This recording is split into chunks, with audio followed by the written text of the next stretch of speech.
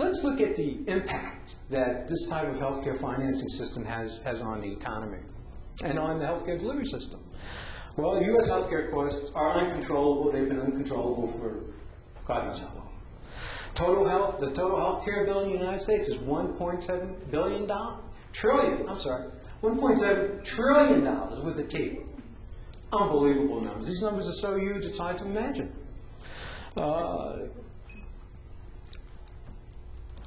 Basically, the healthcare administrative system on the financing side generates $400 billion a year. That's $400 billion that doesn't go into patient care. That's $400 billion that goes to administration and health-related paperwork. 24 cents out of every healthcare dollar goes to administration in this country. There are countries like Canada and European countries where only 4 to 7%, not 15 to 20% like we have, goes to administration.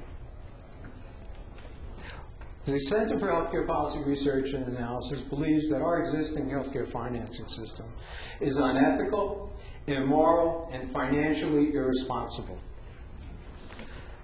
When you take dollars from the sick and the poor and the dying and give those dollars to investors, we think there's something wrong here. You know, it's kind of like the Robin Hood tale backwards. You know how Robin Hood would steal from the rich and give to the poor? Well, we steal from the ill and the sick, and our financing system gives it to the rich and the investors. I mean, it doesn't make any sense.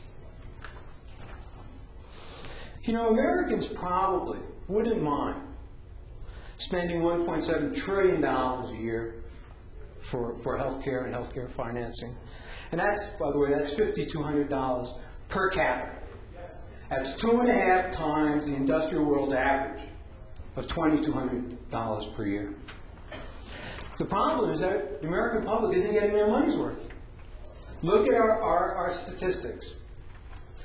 We're number 22 among industrialized nations in life expectancy. We're number 25 in infant mortality. The U.S. has the highest proportion of uninsured people, 45 million, than any industrialized country. All these industrialized countries have a universal access system.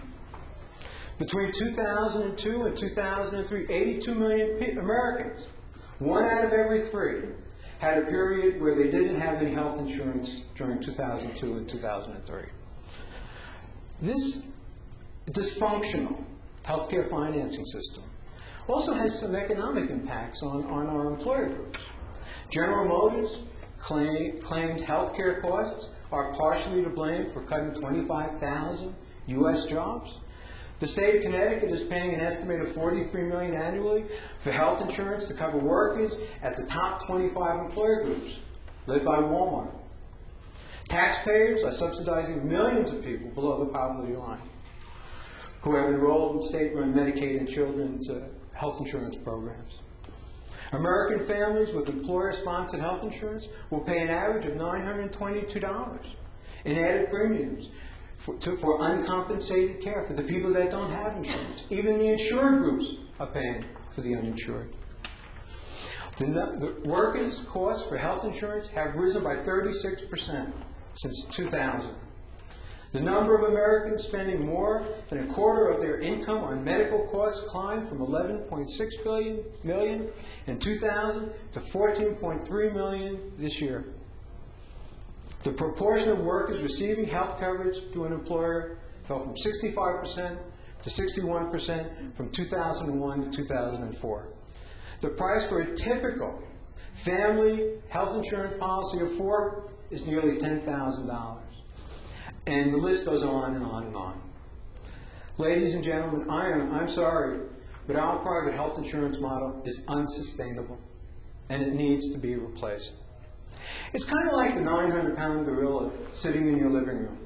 You know, you can talk around it, you can walk around it, but eventually you're going to have to deal with it.